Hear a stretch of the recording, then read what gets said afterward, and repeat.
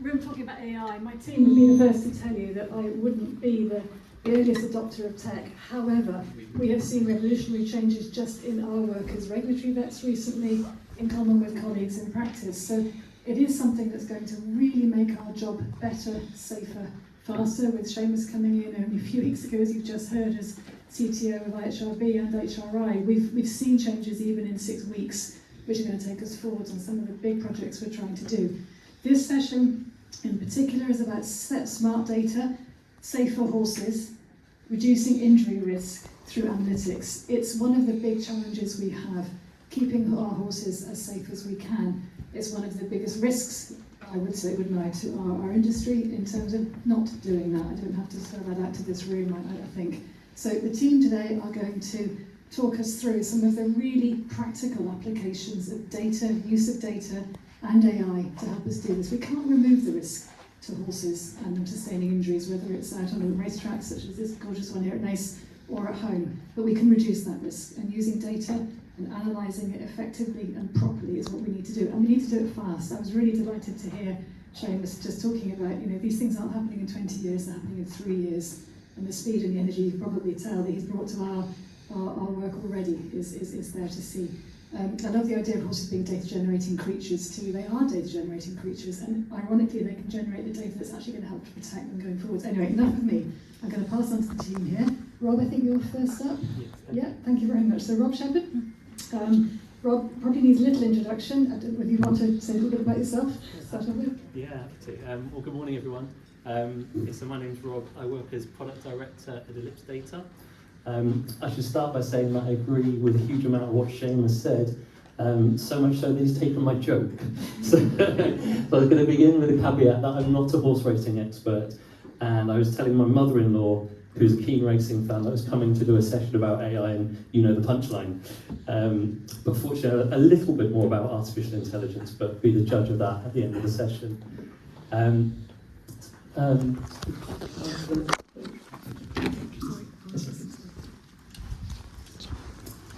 So, if I tell you a little bit about Ellipse and Race IQ. So, Ellipse is a sports data business. We work across a variety of sports, including racing, cricket, football, rugby and tennis.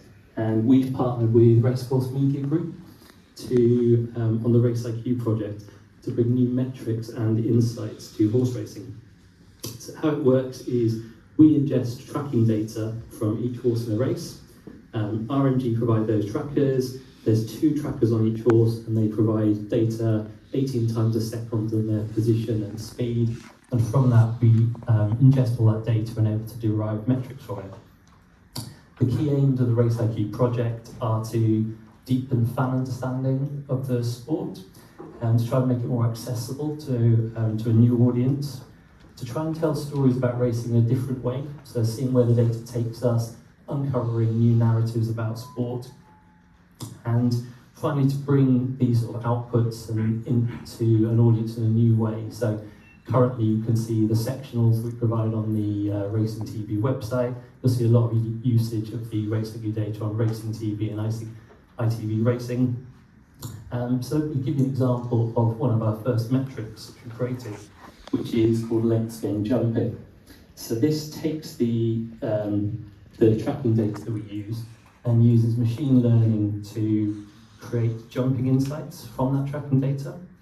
So after we've ingested the tracking data in the race, we use machine learning to identify where the jumps occurred. We establish a 30-metre window before and after each fence, and then look at the changes in speed of the horse during that period. So we look at the entry speed, exit speed, and then we can calculate the time lost relative to the flat portions of the race, and look at whether each horse gained or lost distance against the field by aggregating all that data. And then we create this length gain jumping metric that tries to say this horse lost X number of lengths or gained on the field, and then an aggregate through the race, which helps to give you a story of how did a horse's jumping affect the outcome of the race overall. So now how does that potentially relate to welfare? So we started off very much on the audience engagement and broadcast side, but we think the collection of this data and the the availability of it will allow us to get more into the welfare space. So looking at that, those bits of data we're looking at, can we take the speed lost at a fence, look at particular fences that are more difficult, ones that create more risk, and then align that to some of the welfare databases to see if we can highlight particular occasions where fences are more risky or not, or horses jump particularly badly, and where does that lead us? It doesn't give you the answer in itself, but it gives you a data set to start to explore some of those concerns. And so let's talk a little bit about our approach to AI overall. So we work across a range of sports. Our approach is always to use experts to find the stories in the data. So in racing, we have Paige Fuller, who is our lead analyst. She was a national hunt jockey. She brings real understanding of what it's like to actually jump over a fence. Our data scientists, our engineers have no idea. So they can create a metric. Paige can tell you, what does that mean in practice? Does that pass the smell test? And it's discussing with her and understanding what some of these numbers mean in reality gives the data a lot more credibility and helps us take it out to market. And then as we grow, we want to do more with that. AI helps us take that out to market in different ways. So can we help customers get a start on their journey without needing an analyst like Paige to help them understand that data? With 363, maybe 362 days of racing in the UK this year, there's a huge amount of coverage, and our other sports are going the same way. So just to finish off, giving you some examples of small projects we've done with AI so far. So in cricket, we created a ball-by-ball commentary. So our team in Leeds collect data on every ball that is bowled in cricket in the UK and around the world. They look at where the ball was bowled, the outcome, the impact on the match, and then we output that into a natural language commentary by running it through an AI large language model. So that's a great way to give customers who've got a very small marketing team, don't have the facility to put somebody day-to-day doing comms on their website or social media, the easy way to get that output. In tennis, we've got an AI assistant. Now, tennis has very quick change-arounds between games at the end of sets. You need to help commentators find what is the most pertinent metric on a game. So we give them an AI assistant that highlights the most pertinent metric at a certain point in the game. And then finally, we're looking at AI support. So how can we get a lot of questions about, is this piece of data correct? Are you missing something? How do I understand this? And if we put all of those to our analysts, we struggle further to get back to people in a timely manner. So we're looking to use AI to find, is that data available? Is it within the bounds of expected behaviour? And then we can use the analyst just to do the most important, highest value engagement with customers. So what pulls these examples together, and hopefully where we'll go to on the panel, is AI working best when it amplifies that human expertise rather than replacing it. The racing analyst remains irreplaceable because she understands what it's actually like to ride over a jump. AI helps us scale her expertise and insight, but it doesn't replace her. And so my sense, very much as Seamus said, is the small automated routine tasks with AI that really help you get started, and overall treat it as the tool to enhance what you know and to amplify it, not to replace it, and you're starting on the right lines. Thank you. Brilliant, thank you very much.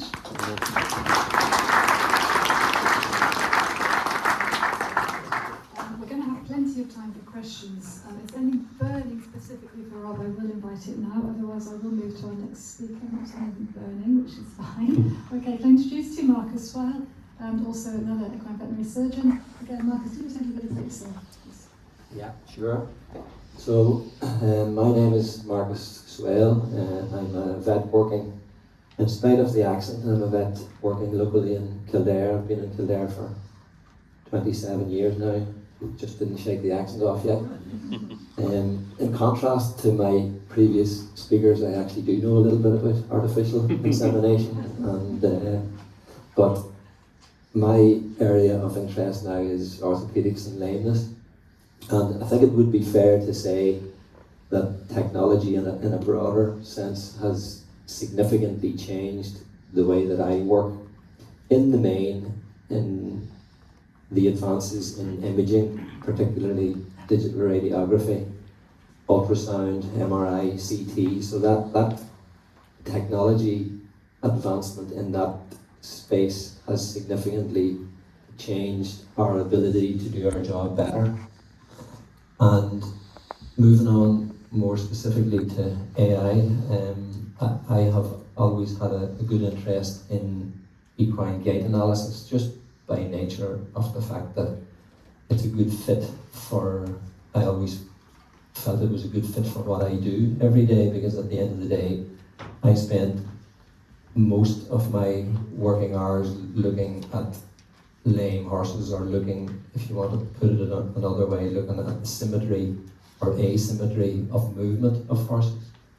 And historically, gait analysis was always driven by through sensors. So we would have attached sensors to a horse's poll, withers, pelvis, maybe to a forelimb. And while I always really liked that as an idea, I could never really properly engage with it, in spite of the fact that the marketing departments have given them some very nice names, like the lameness locator and things like that. But just that, the drawbacks of having to attach sensors and then connect them to a tablet, and the time that added. I mean, I think that one of the things that most of us don't have is more time, and I certainly don't have more time. So that was an obstacle to me engaging with it, even though I like the idea of it. And that obstacle has been solved by AI, in that, like a lot of things in life, a little bit by accident, I came across a Swedish group who had developed an app that read the symmetry of movement of the horse from a video that you would take with your smartphone using AI. And you know, that has been an interesting process for me, in that initially it read the symmetry of the horse just moving in a straight line, and you know, working with other clinicians like myself, and then also working with people in the tech space, AI developers, has been an interesting dynamic for me that I have enjoyed. And that technology has evolved to be able to examine the symmetry of the horses moving in a circle, more recently moving under saddle, and they've most recently added a withers measurement to the app, which helps to disentangle if you have a multi-limb lameness. So you know, that has been an interesting journey for me personally as well. And you know, in terms of the challenges or the concerns or the disadvantages, I think it'd be fair to say, particularly in the early stages of the sensor-based systems, that there was a good bit of pushback from some quite high-profile colleagues, and I think they felt that there was a threat that they were going to be replaced, or that they were the lameness locators, not the sensor-based systems and so on. But I think it would be fair to say that has broadly subsided at this stage, and I think that the majority would look at it the way that I look at it, and that's that the data that this app in particular that I personally use frequently is, it's something to help you to do your job in a better way. So it's not an adversary; it's an extra piece of information to help you to do your job in a better way. So I think in terms of the future for AI in my space, I mean, I think that there's I suppose it's almost a worn out phrase at this stage where we talk about social license, but I think that we're in a position now where we have data. These have already been referred to this morning as data generating machines. We have we're starting to have data now that we need to figure out how to help us to engage with people with the social license side of things. So that's what I would see the future holding. Maybe there's other aspects with regard to image enhancement and image reading that'll come down the line as well. But I think that it's something that maybe in contrast to artificial general intelligence, which is coming sooner maybe rather than later, I would have significant personal concerns around that, but certainly in terms of AI in the equine space and my experience with it, it's positive. Very good.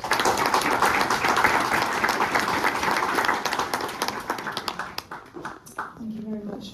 There's a lot of stuff in there which I'm sure we will pick up in the panel again. Any other burning questions just for a minute? Just a simple question. Sure. You're down the cops, and you load the yearling, and you think he's sound, and then you do AI and it tells you he's lame. What do you do? Okay, so now we're getting into a philosophical question. It's early in the day to be getting into a philosophical question, but it's a very good question. So if you or I are looking at a horse and reading the symmetry of movement of the horse, or the lameness of the horse, if you want to call it that, our eye can see an asymmetry down to 20%, 18%. I'm going to fancy myself to say that I can see a bit less than that. But you're quite right in that this app that I use frequently, it doesn't have a lower limit. So it can see, say, down to 10%. So it can see, if C is the right word to use for an artificial intelligence, down to, it invites the question, so if there is an asymmetry or a lameness, but it's less than your eye can see, what does that actually mean? And personally, I think it probably doesn't mean anything. If it's too little to see, it's probably, even though it can be measured for practical purposes, it's probably not important. But I think this is part of the debate. So, I think these are the sorts of conversations we're going to be having today. That references very nicely back to the conversation or the mention of ethics that was put at the beginning.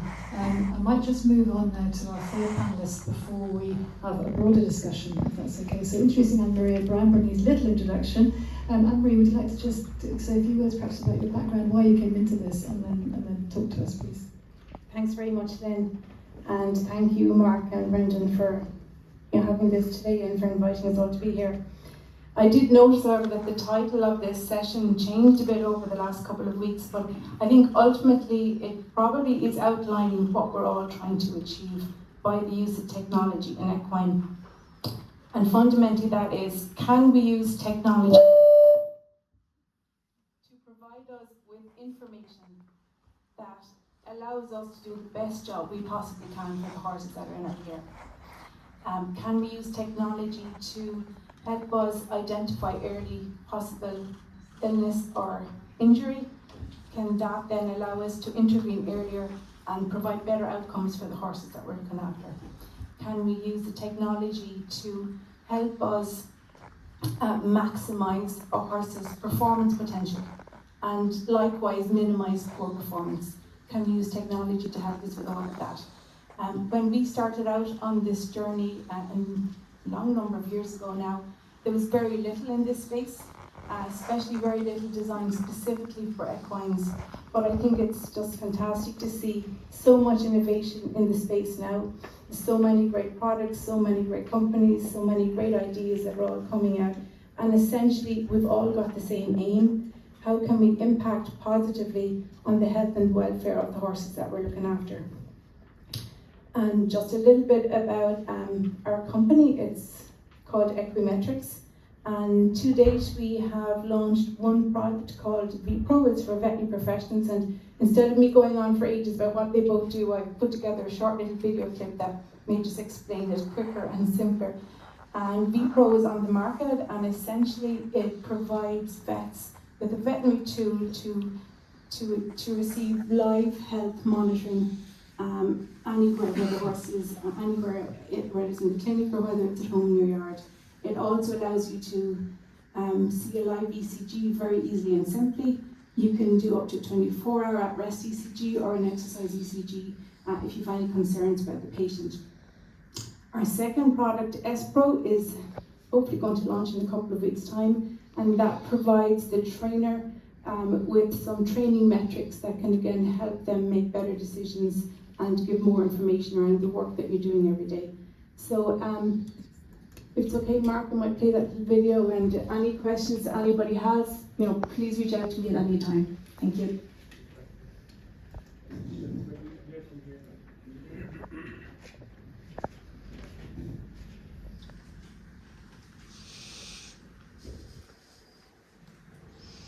It's coming. Give the job to an AI.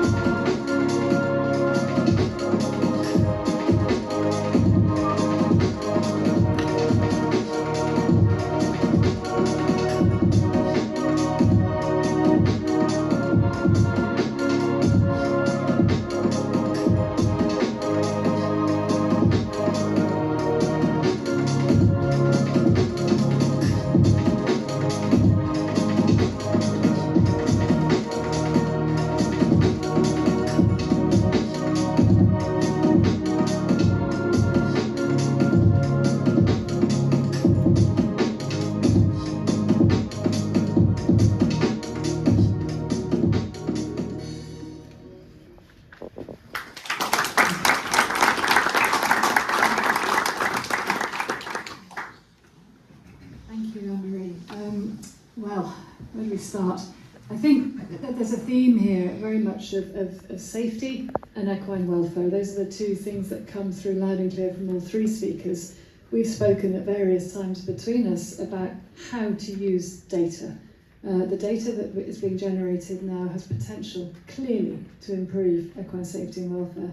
But we've got to actually use it, and we've got to collect it in the right way from the start. That links in again with the ethics and how we do that, how we control it, how we make it safe for use. Rob, I might turn to you first, if that's okay, in terms of the conversations we've had about collecting data appropriately and putting the controls in place to make sure that it can be used safely and effectively.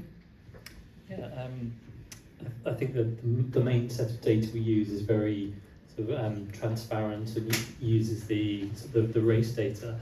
I think where it becomes more interesting of what you do with training data, how that is stored, how that is kept protected, but can be shared with the right people, so with vets and potentially owners, but not with competitors.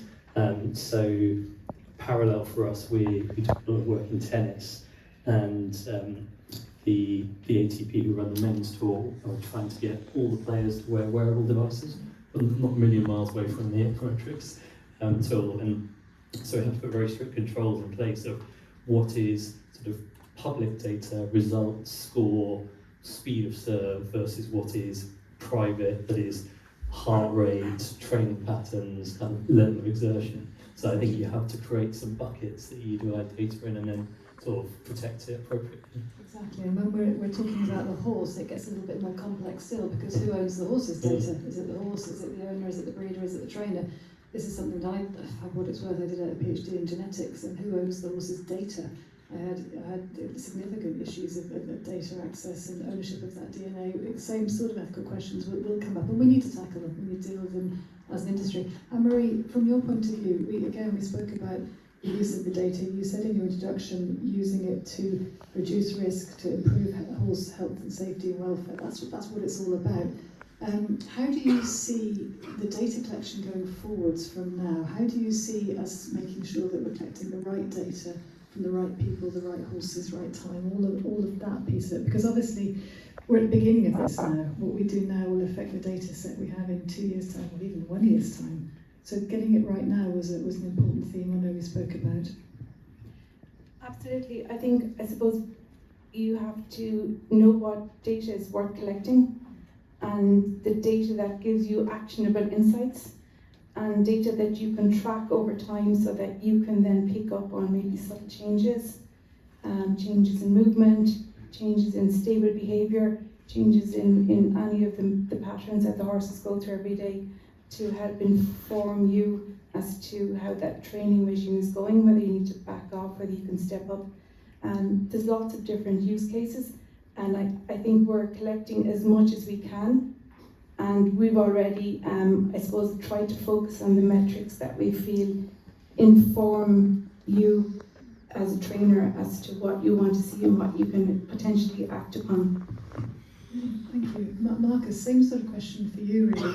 The data that you've collected in terms of the AI-assisted gait analysis tool that you're using, how do you refer to that? I mean, it's been over some years now, you've been using it, you're a very early adopter of it, so how have you basically you're sitting on data now, how do you use that on a day-to-day basis with your patients, your horses? And I suppose the second part of the question is, how do you share that data? When do you share that data? To answer the first question, well, I mean, I suppose in terms of the data we collect and the relevance of it, by nature of what I do, most of the horses that I look at are either limping or performing poorly. So, for the most part, it's relevant data, and in terms of how it's collected, each horse has a file within the app that the vet has control of, and I think GDPR and so on applies to that the same as I couldn't open my phone now and send you the data from a horse without the relevant permissions. It doesn't really arise in practical terms, because that the only person that you tend to be in discussion with the data for a particular horse about tends to be the owner. And there are some nice bits of functionality to the app as well. Annemarie mentioned about building up a picture of a horse. So if a horse comes to me today and it's lame, you understand the lameness, you set about treating it, you can send the owner a link whereby they can capture the video subsequently at home, and that data enters into that horse's file and is available for me to see. So there's a couple of aspects to that. One is it helps me to understand a week or 10 days or 2 weeks down the line how the horse has responded to the treatment and whether we're on the right track. But equally, that the owner, some of them are more engaged by it than others, but the owner, some of them maybe neither of these videos coming in, but you build up a picture over a period of time of what is normal for that horse, and then if there's a significant, if the horse has been presenting a picture over a period of months, and suddenly that picture changes, that's a trigger for you to say, okay, so we need to look at this again and understand whether it's the same thing and whether we need to readdress that, or whether it's something new or whatever. So in terms of the data, it's from a practical point of view, the safety or the sharing of that data is not too big a deal in my experience in my work. Thank you. Thanks, Marcus. That's really helpful. I suppose just to put a different perspective of it from my perspective, I'm a regulatory vet. I work with a team of regulatory vets both here and across the globe. We have horses, high-profile horses, moving from country to country, jurisdiction to jurisdiction, and we've been exploring now for some years use of these tools to be able to share data in a regulatory sense, not to stop horses running, and I'll hasten to add that with the opposite. We're trying to enable them to run. It's called a suitability to race program. So we would be really keen to find ways of sharing, with current discussions now, sharing these data to allow a horse that's been passed to run or whatever you want, suitable to race in the Breeders' Cup, can run in Hong Kong, can run elsewhere. It's a fairly hot topic at the minute, and for us it's about making sure that we have an understanding of the horse. Not all horses move the same, we recognise that, same as if I lined you all up and trotted you up out there, you'd all be moving quite differently. We recognise that. We just want to understand why and how the horses are moving like that, and these data can really help us with an objective measure, if you like, and just as Marcus says, over time, so that we have we sometimes laugh, the line is he always moves like that. Well, we really do have the evidence to know that he really does always move like that, and therefore he's suitable to race. So we're using this already very positively in our hands, both in Ireland and internationally. Thank you, Marcus. I think probably time to hear from the four of us. So does anybody have any questions? Kevin? One second, get the mic. Oh, microphone. Kevin Corley, veterinary surgeon, if anybody doesn't know Kevin. This question is for Marcus, I'm afraid. There was a recent study published in one of the Lancet journals about colonoscopy and AI-assisted colonoscopy. And after 3 months, surgeons who had used the AI-assisted colonoscopy had de-skilled over those 3 months. And when they did not have the AI, they were less competent.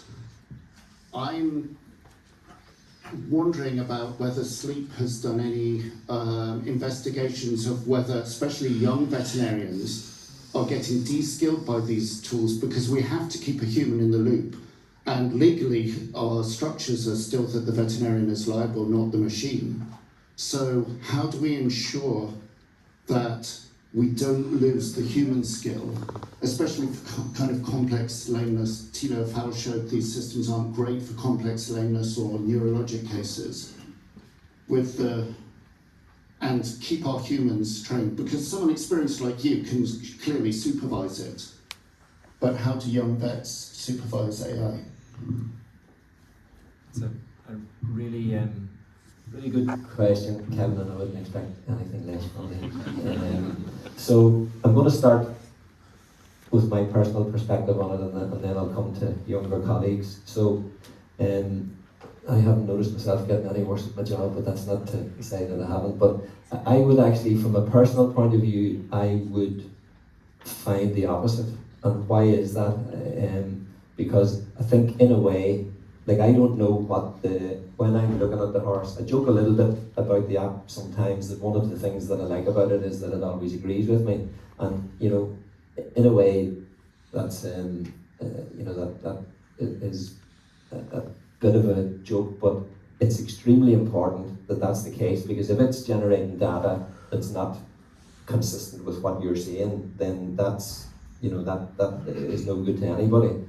And in terms of the validation, the particular app that I use was validated against the Qualisys system, which is a sensor-based system that I consider to be the gold standard. So to answer your question, I'm getting like Billy Connolly here, I'm going all round and then I'm coming back to the question again. To answer the question, I don't know what data the app is going to generate when it's uploaded. So it takes the video, uploads it, it's interrogated by the AI, and then it downloads the results. So, I have to form an independent opinion of what I think 5 minutes before I actually get any data back from it. So I actually find that makes me we all get into our sort of routine, and sometimes that can create an element of complacency. But if I know that the app is going to generate data in 5 minutes, it makes me pay extra attention to what I'm seeing. Be fair to say that as a generalisation, I tend to employ it in cases where the lameness is more difficult to see. I don't use it in cases where the lameness is easy to see. But I find that it actually makes me concentrate more. And I think then in terms of the question for younger colleagues, I think the trick with that is similar in that I think that rather than saying to them, go out and make a video of that horse and whatever the AI tells you, just go with that. I think you have to say to them, okay, so you go out and look at that horse and you tell me what you see. And in a way then it's a training tool for them. It doesn't, if you do it, it's like anything else. If you use it the right way, it confers advantages, not disadvantages. And I think that's going to be the trick with younger colleagues, that you don't, the danger, there's a similar danger in that younger colleagues want to just go and image something first and then work backwards from that. You have to form a clinical impression of the horse first, and then you add the extra pieces of information. So I think that the AI is not in charge. You're in charge of the information, and it's there to help you. So I think it's a case of using it in the correct fashion. Thank you, Marcus. Any other questions? In the front row there. Sorry, Brendan's beating me to it over that phone. Go for it. Yeah, Dermot O'Donovan here. Specifically, I'd like to ask Rob a question. My own business, we do an awful lot of data analytics as one of the kind of cornerstones that we use as a basis for moving forward. However, one of the things we come up against is a limitation in the quantity of usable data. So, as an example, for example, anybody who watched Rocky's Diamond skip around Ballybridge yesterday could say, what an amazing jumping performance. But you couldn't compare that to Vautour in Cheltenham all those years ago, and which was better, who knows. Within that type of context, it's how do you normalize data sets in order to generate meaningful and useful value hierarchies? So maybe from other sports, for example, something we're looking at, you mentioned cricket in your presentation, but like a Dutsworth-Lewis method, where effectively you can almost estimate the shape of the game. How do you approach that, or what lessons have you learned from other sports? Well, I think the lesson from Dutsworth-Lewis, from VAR, is that it always ends up being controversial in some way. It's hard to get the 100% right all the time. I think the collecting data at scale, normalising it and making it available to look at, but with those parameters and sort of nuances, so the metadata about each race or about each horse, the track direction, wind speed, going, all of those extra factors that allow you to then try and compare, but do that comparison knowing that those other factors are in the mix. And then I think that's when you need somebody with the expertise of how those might be different, or why two performances that seem similar may not be the same. So I think it's using AI or using the storage of the data to allow you to do calculations like that, but then to apply a level of sort of sanity check and intelligence on top of it. Also the question within that context is also, say for example, you're using wind as an example there. Just randomly, say we had a brilliant weather forecast yesterday, and we had a very good idea of what the wind was like in Ballybridge. We had no idea what the wind was like when Arkle was running around. So how can you use that as a cornerstone to build out from? Do you understand what I mean? I think you use it to start to understand some of the max and mins. So thinking about world records for the 100 metres, there's boundaries at which you allow the record to stand or not based on the trailing wind. So I don't know what the parallels exactly would be, but it's having those sort of guardrails and boundaries that allow you to try and account for that. And then there are always going to be unknowables, so that's where you need your human analysts to give that intuition to interpret the data. So I think they have to go hand in hand. My question is for Annemarie, and it's just purely a practical one, Annemarie. With regard to your app, I presume you're putting it on the saddle. You're putting it on the saddle during work. Is that correct? The S Pro. and then the data is transmitted. So can I access that data remotely, number one? And then number two, I can then communicate with the work writer in real time.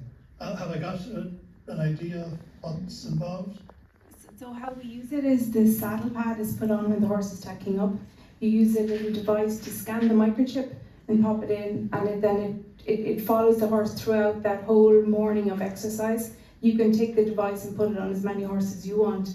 We tend to have our own saddle pads for every individual horse, but everybody is different.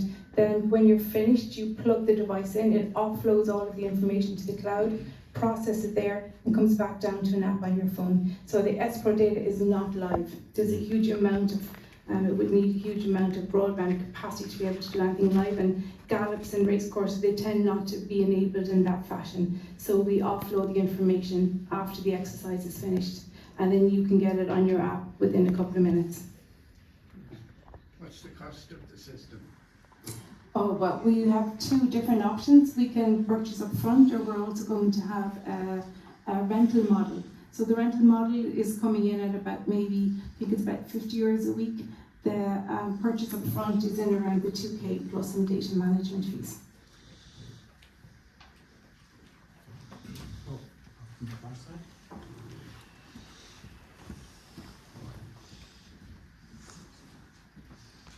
Hi, Charlie. A slightly similar question on the data side, but I work with trainers quite closely, helping them to collect data, integrate technologies, data analytics, and things like that. And the leading driver for that is generally improving the horse's welfare, and of course, as an aside, also trying to maximise the performance. I think it's pretty clear that the data there is very key. And the trainers rightly want to keep their data very sensitive, as do the owners and the breeders and things like that. But I work with some of the biggest trainers, but also some of the smallest. And I think it's obvious there that there's a huge advantage that the biggest trainers have in the collection of data. And commercial data has a pretty high entry cost. You've got, I'm sure, with Race IQ, you're wondering how to handle all that now. So I guess sort of two questions on that. The first is, do you worry that we're going to see a widening disparity of where those with the largest outfits get to really take advantage of data and AI more?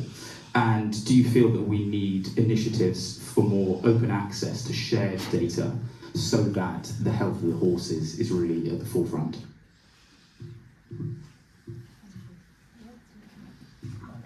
First go at that. So definitely agree in democratising data. So certainly in other sports we see there is a large team advantage. Man City and Liverpool buy data analytics companies to become their data businesses. So having that extra time, having that capacity helps. So I think the more that the governing bodies, the people who are trying to help those sort of mid to lower tier trainers, owners access data and move up, I think the better. So I think I certainly understand that with Race IQ we're talking to HRI and the Jockey Club about how we can use some of our data and welfare and make that accessible. Those discussions are ongoing, so I don't know where those thresholds will be, but I certainly agree with that. So I think it's trying to encourage people not to be put off as well, because they are small, but there are smaller steps you can take, like even doing some of the entry-level analysis, allowing people to see just the basic data that is available, but maybe not to be put off it. So the sessions that HRI were talking about to encourage people with AI hopefully are a starting block on that. From a regulatory standpoint, do you see that differently? No. This is working out yet better. No, I think having access and making it fair is one of the basics of regulation, good regulation. So we would need to be finding ways to do that. And that's, I think Seamus introduced at the beginning some of the large scale initiatives that we would have in partnership with HRI. I think it's really important, as with any edge, any competitive advantage, that's recognised. You can't push it under the carpet, that is a reality. So it's balancing the two. we would be, as I already mentioned, that the challenge of data following the horse. So my particular small example is these international horses moving around the place. There are some real difficulties in sharing those data, but they're no more difficult than the traditional client confidentiality relationships that we have now, whether it's a paper note of the horse's clinical condition, or whether it's more complex data. So we've got to get the conversations going. I think HRI are leading in this at the moment in terms of, I keep referring to Seamus's introductions, but they are leading here, and we are working very closely with BHA and with the regulators as well.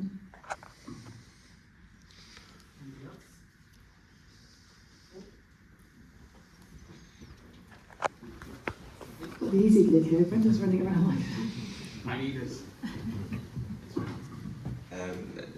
Just two questions, or maybe one observation, just to, in regard to Kevin's question about de-skilling of vets. I'm sure you could probably see a parallel from when the ultrasounds were introduced for reproductive back 40 years ago or so. I would have found that the older vets still preferred the palpation rather than the ultrasound, so who's to know, did the younger vets who solely relied on ultrasound, are they better or are they worse than the more experienced ones from the palpation? That's just an observation from Kevin's question. The question I had was for Kevin or Annemarie. Do you or would you recommend that when a horse enters training that you actually do a video analysis of the sound horse as they enter training to provide a base?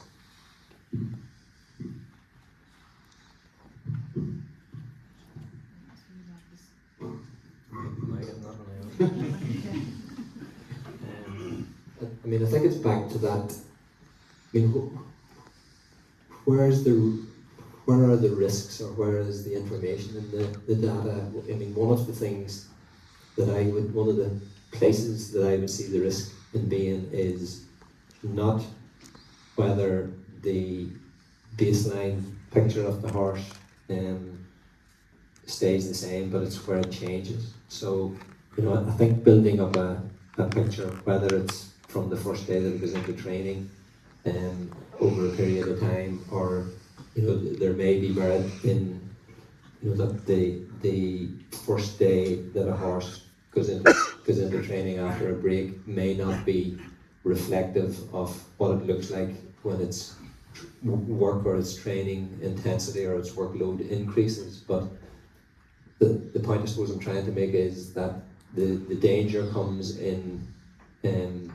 I think it's really helpful to build up a picture of what that horse looks like, so that when it deviates from that, because that's where the risk is for me. It's one of the challenges in racing that's maybe a little bit less of a challenge in the sport horse side of things is that just by nature of the repetitive cyclical loading that's involved in training, some of the horses maybe move a little more stiffly, if I'm going to call it that, without actually having an asymmetry or a lameness, and I think that's a challenge for the AI that hasn't yet been solved. But I think a horse that maybe is described as a poor mover or whatever, if that is normal for that horse, I mean, I would say a lot of human athletes, when they are under their full training workload, if you seen them getting out of bed in the morning, it wouldn't be a great picture. So that there'd be, I think, by nature of the training load that elite athletes have to cope with, there's always going to be stiffness and soreness and so on. But I think the danger or the risk factor is when there's a deviation from that. So I don't know if that answers the question, but that'll be my feeling on it. So in an ideal world, you really wouldn't recommend a horse on day one do any video on it? No, I think, again, it depends on what you do with that information, but I think you should be, if you choose to do it that way, I think you shouldn't be surprised that that picture is going to change to a certain extent in the first month or the first 2 months, and I think it's reasonable to expect that, because you are asking the horses a totally different question from the horse's musculoskeletal system over that first month or 2 months to the question that it has been asked for the month or two that it has been in the field. So, you know, I think that if there's a change in that period, maybe that's less important. I think it's the change in the period, if there's a change in the period when it's under that steady, intense workload, that's when you need to pay attention. Just putting that question to Annemarie. Annemarie, in terms of use of your system, would you be routinely running? I would agree with Marcus in that it's when you put a horse through the training load, the training progression over time, you're going to find changes in, changes in movement. Horses do tighten up a little bit as they get fitter. And I think it's absolutely what Marcus said, to find the deviations from that horse is normal, and then to investigate that and see what's causing that. Yeah, 100%. Yep, just at the back there. Oh, 1 second. Just probably our last question. This is the last question. I think Mark Costello has one after this as well, which is this one. Thank you. Hi, I'm Nora Granager. I'm an equine vet. I have a comment and a quick question. The comment is circling back to that philosophical question from early in the discussion about what do we do with those very subtle asymmetries that perhaps the AI picks up that we can't even see with our eye. And it makes me think of, when we first started running more and more lab work on horses or doing ECGs, on all variety of horses, we pick up things that previously we would have perhaps said, okay, that's abnormal. And then over time, with context, we're able to realize these things are variations of normal or considered appropriate in that type of horse, et cetera. So I think, if we can follow the data out on those horses that AI is picking up on stuff, the more information we get, the more we'll be able to interpret what that means. So that's my comment. And my question is quick, it's logistical though. What do we do, just not even from a privacy standpoint, but with all this data in terms of storage? Like, I know that I'm paying more and more each month for my own, just like personal photo storage, let alone my, veterinary storage, et cetera. So where are people putting all this? And is there a time period set out with when to kind of dump the unnecessary stuff? Because if we're just collecting more and more, it's going to be a huge mass of stuff that needs to be put somewhere on the cloud. Thank you.